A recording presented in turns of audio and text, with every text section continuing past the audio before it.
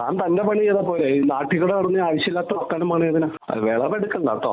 നിങ്ങളുടെ കൈ വെച്ചിരുന്നാ മതി. അത് എന്റെ സ്വഭാവം എന്താന്ന് കൂടി നിങ്ങൾ എന്ത് ചെയ്യാം? നിങ്ങൾ എന്നെ എന്ത് കൊല്ലൂ? നിങ്ങളെന്ന് കൊല്ലു, എന്നെ ഒന്ന് കൊന്നു നോക്കി, നിങ്ങൾ എന്നെ അടിക്കൂ, നിങ്ങളൊന്ന് അടിച്ചു നോക്കി. നിങ്ങൾ ആരാ അത്?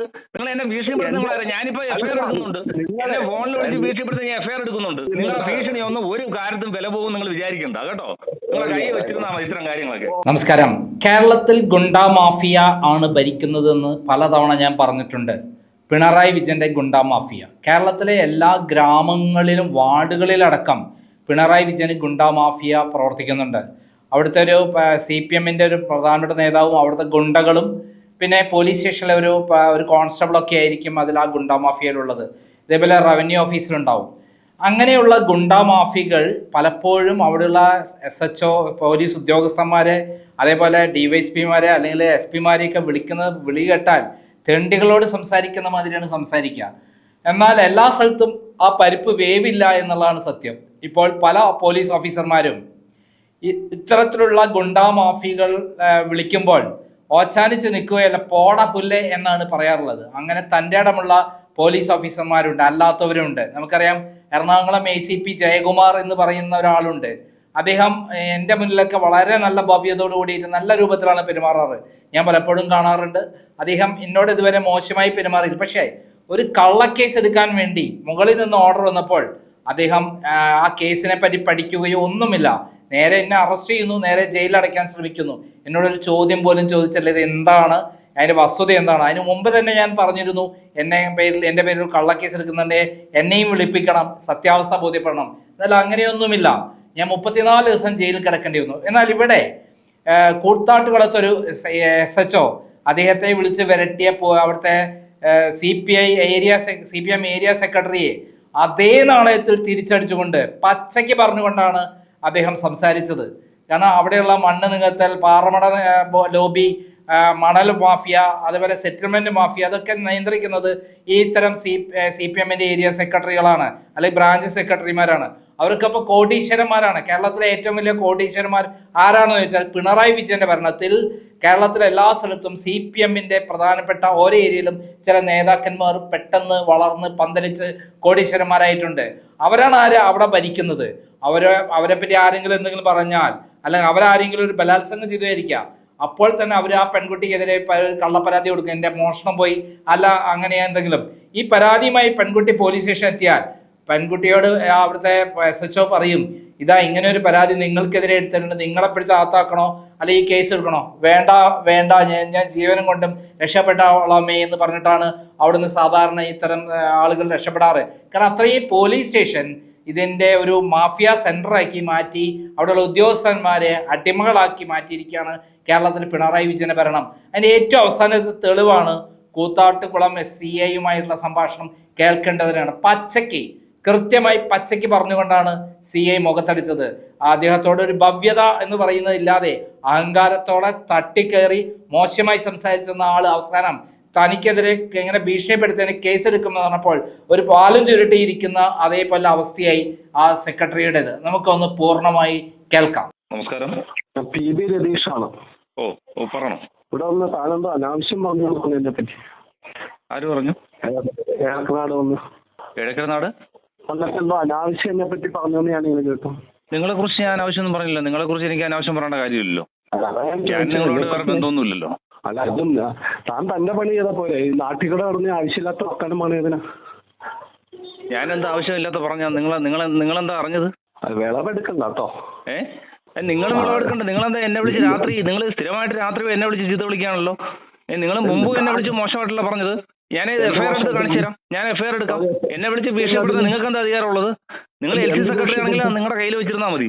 നിങ്ങൾ എന്താണ് നിങ്ങൾ സംസാരിക്കുന്നത്? നിങ്ങളെ കുറിച്ച് ആരെടുത്താ പറഞ്ഞത്? നിങ്ങൾ എന്താണ് എന്നെ വിളിച്ചത് ഭീഷണിപ്പെടുന്ന രാത്രി? നിങ്ങൾ ആരെടുത്താ സംസാരിക്കുന്നത്? നിങ്ങൾ LC സെക്രട്ടറി ആണെങ്കിൽ നിങ്ങളുടെ കയ്യിൽ വെച്ചാൽ മതി കേട്ടോ. നിങ്ങൾ മാന്യമായിട്ട് സംസാരിക്കണം. ഞാൻ നിങ്ങളെ കുറിച്ച് ആരുടെ പറഞ്ഞിട്ടില്ല.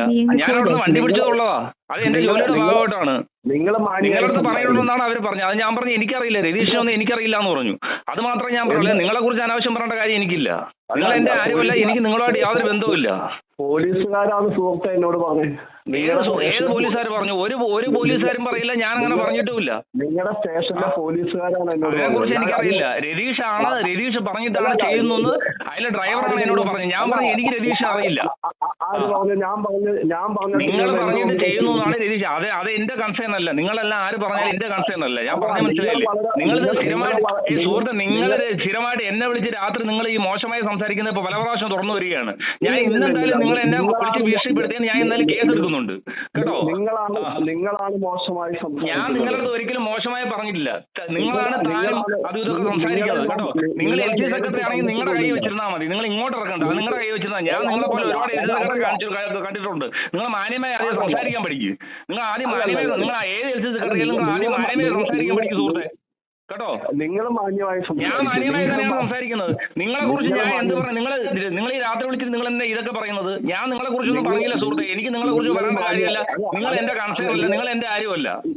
നിങ്ങൾ LG സെക്രട്ടറി ആണെങ്കിൽ നിങ്ങളുടെ കൈ വെച്ചിരുന്നാൽ മതി. അത് നിങ്ങളുടെ സഹപ്രവർത്തകരോട് ഞാൻ ആരടുത്തും പറഞ്ഞില്ല, മനസ്സിലായില്ലേ? സഹപ്രവർത്തകരെ കുറിച്ച് എനിക്കറിയില്ല. ഞാൻ ഒരാളോടും പറഞ്ഞില്ല. നിങ്ങളുടെ സഹപ്രവർത്തകർ കണ്ടോണ്ട് നിൽക്കുമ്പോൾ തന്നെയാണ് ആ വണ്ടിയുടെ ഡ്രൈവർ പറഞ്ഞത്, നിങ്ങൾ നടത്തുന്ന ആള് പറഞ്ഞത്. കല്ല് വെട്ടുന്നതിനൊക്കെ നിങ്ങൾക്ക് ബുദ്ധിമുട്ട് വരും. അത് എന്റെ കൺസേൺ അല്ല. മറ്റേ നിങ്ങൾ ഈ കല്ല് മിസ്റ്റർ, നിങ്ങളുടെ സ്റ്റേഷൻ പരിധിയിലാണ് ഞാൻ താമസിക്കുന്നത്. ഒന്ന് അന്വേഷിച്ച് നോക്കാം. ആയിക്കോട്ടെ, നിങ്ങളെ എവിടെ താമസിച്ച് എനിക്കെന്താ? നിങ്ങൾ ആരായിരുന്നു? എനിക്കെന്താ സുഹൃത്തെ? നിങ്ങൾ ആദ്യം മാന്യമായി സംസാരിക്കും. നിങ്ങൾ LG സെക്രട്ടറി, നിങ്ങളിപ്പോ രണ്ടാമത്തെ പ്രാവശ്യം വിളിച്ചിട്ട് താനെന്നും മോശമായിട്ട് നിങ്ങൾ സംസാരിക്കുന്നത്. നിങ്ങൾ ആദ്യം മാന്യമായി സംസാരിക്കാൻ പഠിക്കുക. എനിക്ക് നിങ്ങളെ കുറിച്ച് പറയേണ്ട കാര്യമില്ല. നിങ്ങൾ ആദ്യം അത് മനസ്സിലാക്കുക. വണ്ടിയുടെ ഡ്രൈവറാണ് പറഞ്ഞത്, രതീഷ് പറയുന്നത്. ഞാൻ ചോദിച്ചത് ആര് പറയണ്ടാ ചെയ്തത്? അത് രതീഷ് പറയുന്നത് ചെയ്യുന്നതാണ് പറയുന്നത്. LG സെക്രട്ടറി രതീഷ് പറയുന്നതാണ് ഈ കല്ല് വെട്ടുന്നത്, അനധികൃതമായ മണ്ണ് വെട്ടുന്നത് നിങ്ങൾ പറയുന്നതാണ് ചെയ്യുന്നതാണ് പറഞ്ഞത്. മനസ്സിലായില്ലേ? നിങ്ങൾ ആദ്യം നിങ്ങളെ മാന്യമായി സംസാരിക്കാൻ പറ്റി ഉദ്യോഗസ്ഥരോട്. ഞാൻ ആരാന്ന് എന്താന്ന് നിങ്ങൾ ഈ നാട്ടിലൊന്ന് അന്വേഷിച്ച് നോക്ക്. എനിക്ക് നിങ്ങളെ കുറിച്ച് അന്വേഷിക്കേണ്ട കാര്യമില്ല സുഹൃത്തെ. ഈ നാട്ടിൽ ഒരുപാട് 1,00,000 മേലെ ആൾക്കാരുണ്ട്. ഇവിടെ ജനസംഖ്യ ഉള്ളതാണ്. എനിക്ക് നിങ്ങളെ കുറിച്ച് പഠിക്കേണ്ട കാര്യമില്ല. നിങ്ങൾ ആരായാലും എന്റെ കൺസേൺ അല്ല. നിങ്ങൾ ആദ്യം അത് മനസ്സിലാക്കും. നിങ്ങൾ ആരായാലും എന്റെ കൺസേൺ അല്ല. You are not my concern. എന്റെ സ്വഭാവം എന്താന്ന് കൂടി നിങ്ങൾ എന്ത് ചെയ്യാം? നിങ്ങൾ എന്നെ ഒന്ന് കൊല്ലൂ. നിങ്ങളൊന്ന് കൊല്ലുന്നു, എന്നെ ഒന്ന് കൊന്നു നോക്കി. നിങ്ങൾ എന്നെ അടിക്കൂ, നിങ്ങളൊന്ന് അടിച്ചു നോക്കി. നിങ്ങൾ ആരാ അത്? നിങ്ങൾ എന്നെ ഭീഷണിപ്പെടുത്തി. നിങ്ങൾ ഞാനിപ്പോ FIR എടുക്കുന്നുണ്ട്. എന്നെ ഫോണിൽ വിളിച്ച് ഭീഷണിപ്പെടുത്തി ഞാൻ FIR എടുക്കുന്നുണ്ട്. നിങ്ങൾ ചെയ്യാൻ നോക്കി. നിങ്ങൾ പറഞ്ഞതുപോലെ ഒരു സ്വഭാവക്കാരനാണോ ഞാൻ വന്ന് അന്വേഷിച്ചു? നിങ്ങൾ ആരായിരുന്നു? എനിക്കെന്താ സുഹൃത്തെ? ഞാൻ നിങ്ങളെ ഡ്രൈവർ, എല്ലാ പോലീസുകാരും കേൾക്കുക വേണം. ഡ്രൈവർ നിങ്ങളാണ്. നിങ്ങൾ പറഞ്ഞിട്ടാണ് അവിടെ കല്ല് വെട്ടുന്നത്, അനധികൃതമായ മണ്ണെടുക്കുന്നത് നിങ്ങൾ പറയുന്നതാണെന്ന്. ഞാൻ പറഞ്ഞു എനിക്ക് രതീഷിനെ അറിയില്ല. രതീഷിനോട് പറയുന്നുണ്ടെന്നാണ് പറഞ്ഞത്. ഞാൻ പറഞ്ഞു എനിക്കറിയില്ല. അത് എന്റെ കൺസേൺ അല്ലാന്ന് പറഞ്ഞു.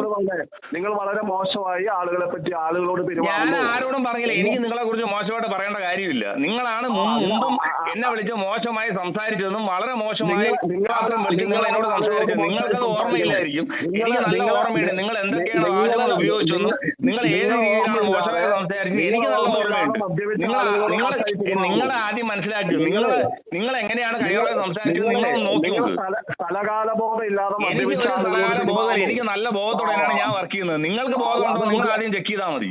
മനസ്സിലായില്ലേ? നിങ്ങൾ ആദ്യം മാന്യമായി സംസാരിക്കാൻ പഠിക്കുന്നതോടെ നിങ്ങൾ മറ്റുള്ളവരെ രാവിലെ മാന്യമായ ജോലി ചെയ്യുന്ന ഉദ്യോഗസ്ഥരെ വിളിച്ച് രാത്രി സംസാരിച്ചിട്ട് ഒരു കാര്യവുമില്ല. ഞാൻ ചെയ്യാനുള്ള ജോലി ചെയ്യും. എന്നെ ഇവിടെ പോസ്റ്റ് ചെയ്തിരിക്കുന്നത് ഇവിടുത്തെ ലോ ആൻഡ് ഓർഡർ നോക്കാനാണ്. ഞാനത് ചെയ്തിരിക്കും. മണ്ണ് വണ്ടി കണ്ടാൽ ഞാൻ പിടിക്കും, ടിപ്പർ കണ്ടാൽ പിടിക്കും. അനധികൃതമായി കല്ലെടുക്കാൻ ഞാൻ സമ്മതിക്കില്ല. നിങ്ങളെ LG സെക്രട്ടറിന് ആര് പറഞ്ഞാലും എന്നെ ഇവിടെ മാറ്റാതിരിക്കുന്നോടത്തോളം ഞാൻ പിടിച്ചിരിക്കും. നിങ്ങളുടെ ഭീഷണി ഒന്നും ഒരു കാര്യത്തും വില പോകും നിങ്ങൾ വിചാരിക്കണ്ട കേട്ടോ. നിങ്ങളെ കൈ വെച്ചിരുന്നാൽ മതി ഇത്തരം കാര്യങ്ങളൊക്കെ.